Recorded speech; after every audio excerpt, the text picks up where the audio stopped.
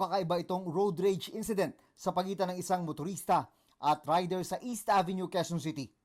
Sa kuha ng dashcam, makikita ang pagtatalo ng dalawa.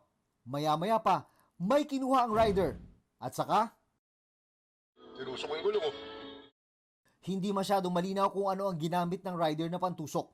Pero mabilis na sumingaw ang gulong. Tinusok na. Pinusok yung gulong. Eh no, flat no. Wala na. Eh, patapa na yung gulong niya. Pag-abante ng rider, wala lang nagawa ang driver kundi tumabi sa gilid ng kalsada. Tapa na yung gulong. Kawawa naman. Ana. Nalaman na ng Quezon City Police District Station 10 ang tungkol sa viral video, kaya nagsasagawa na ng investigasyon. Base sa mga initial investigation ng mga investigador natin, parang nagkaroon ng kunting gitan kaya nagkainitan.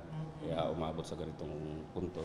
Nananawagan ng mga pulis sa motoristang binutasan ng gulong na mag-report at magsampa ng reklamo.